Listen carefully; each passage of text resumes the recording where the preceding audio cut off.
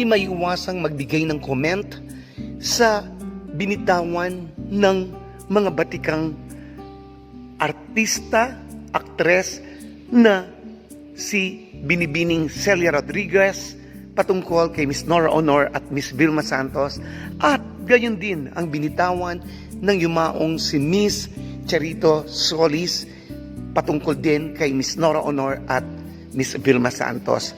Sino ang mababaw na nagkomento? Sino ang karapat-dapat na paniwalaan? At si Ate Guy, talaga namang fresh na fresh si Ate Guy. At masasabi mo talagang si Ate Guy ay bumabandera. Sa taong ito, siya pa rin ang reyna at sa mga susunod pang mga taon. Ito po si Kuya Ferdy R ang bumabati sa inyo ng isang magandang araw at nagpapasalamat sa patungkol na pagtangkilik ninyo ng Heart Expression. Salamat po sa mga nag-subscribe na. Thank you sa pag-like at pag-share at pagtatapos ng video. Salamat po sa panonood. At sa mga hindi pa nag-subscribe, please subscribe po natin ang YouTube channel The Heart Expression. I-like natin, i-share at tapusin ang video. Alam niyo po, hindi maiwasan na pagkumparahin ang dalawang komento ng mga batikang aktres na pareho nating ginagalang at nirerespeto patungkol kay Miss Nora Honor at kay Miss Vilma Santos. Wala po akong against sa kanila, sa dalawang aktres na ito na veteranang si Miss Celia Rodriguez at si Miss Charito Solis. Pareho ko po silang ginagalang at talaga naman po na narinig natin ang mga pahayag nila, nabasa natin ang mga pahayag nila. Si Miss Celia Rodriguez kamakailan po ay nagpahayag ng kanyang damdamin sa Past Talk with Boy Abunda, ni Kuya Boy, ang King of Talk Show. At masasabi natin na sinabi niya na si Ate Guy ay talagang ina-admire niya, hinahangaan niya, fan siya ni Ate Guy, at sinabi niya na talagang si Ate Guy ay may hugot, talaga namang nakatalikod lang si Ate Guy, nakatalikod si Ate Guy ay talagang umaarte na. No po, si Ate Guy ay talagang may lalim yung kanyang pagganap. Yan po ang sinabi ni Celia Rodriguez, at sabi niya nga talagang kinumpara niya si Ate V kay Ate Guy. Pero hindi naman niya sinabing hindi magaling si Ate V. Wala siyang sinabing gano'n. At talaga namang tayo pumapalakpak ng mga Noranians dahil doon. Sabi niya nga, ang dami niyang sinabi na kumbaga si Ate Guy ngayon ay acting, no? Kumbaga, sinasabi niya sa Ate Guy ay dapat tularan.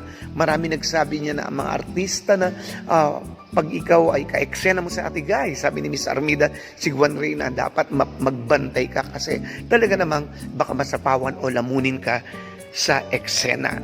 Alam niyo po, at dito naman sa pagkatapos nito ay naglabas ng post ang mga Vilmanians, no po? At meron pong sinabi na tinapatan nila na si Miss Charito Solis na nakasama ni Ate V sa modelong tanso na nakasama rin ni Ate Guy sa marami niyang pelikula na minsan may isang ina, no po, nagsama sila at talaga namang napakagaling ni Miss Charito Solis. Nag-comment siya, ang sabi niya na sa Ate V ay magaling kung ikukumpara sa kay Ate Guy. Mas magaling daw sa Ate V dahil mas malawak yung papel o yung mga role na ginagampanan ni Ate V. Kaya sabi niya mas magaling kaysa kay Ate Guy. Ayan po, nakapost po, no? Pero sa totoo po, sabi niya pa, si Ate Guy, imagine daw, hindi kaya ni Ate Guy ang mga bold films. Ayan, yung mag-bold. No po, alam niyo po, sa totoo lang, kung ito po ay totoo, ito po ay post, maaaring totoo, maaaring hindi. Wala po akong against kay Miss Charito Solis. Actually, isa siya sa karapat-dapat na talagang kilalanin at tingalain. Magaling siya. Pero doon po sa reason na dahil mas magaling, kumbaga dahil si Ate Guy hindi niya kayang gampanan yung mga role na nagagampanan na TV. Si Ate Guy gumanap na ng Muslim sa Daywom, kain ng papel, nalagyan na siya ng putik si Ate Guy. Kung ano-anong role ang ibinigay sa kanya, hindi ba? Sa bilangin ng Bituin sa Langit, naputikan siya, hindi ba? Tanggap niya yon. Sa Daywom talagang anong ginawa niya? talagang iba't ibang papel ang pinakita niya doon. Sa Pasita M, iba't ibang pinakita niya doon. At si Ate Guy, may mga role din siya na sasabi mo yung Banawe, di ba? Makita mo yon na ganun. At kumbaga, meron din siyang role na kapag kay Mr. Christopher De Leon, makita mo na meron din siya mga kissing scene, no po? At kung pag-uusapan, ganda, may karapatan sa Ate Guy na mag-bold kung gugustuhin lang ni Ate Guy na mag-bold. At pero kung bold ang ibig sabihin dito yung malakas ang loob, pwede. Pero hindi po siguro ang basihan dahil hindi kaya ni Ate Guy ang mag-bold. Mas magaling na si Ate V. Of course, magaling si Ate V. Pero dun sa comment na yun ay hindi ko po parang matanggap na po akin personally na parang napakababaw habang sinasabi ni Miss Celia Rodriguez na malalim sa Ate Guy dun sa comment niya. Parang nabababawan po ako sa komentong yon. Again, I have nothing against Miss Charito Solis. Actually, paborito ko siya. Pero kung yan ang pagtatapating comment ay talaga namang mas marami nagsasabing magaling si Miss Nora Honor at hindi na kailangan pagtalunan yan.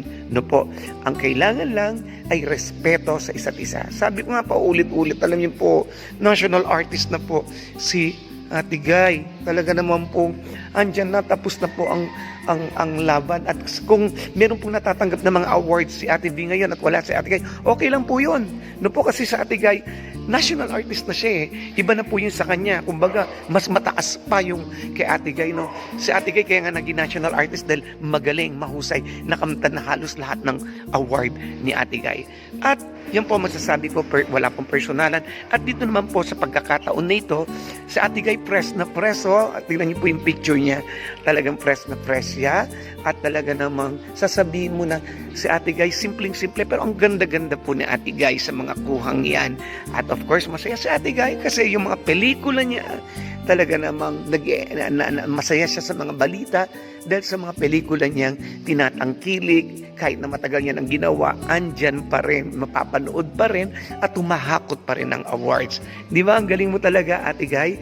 Kaya nga, we love you, Ate Guy, and we are proud of you.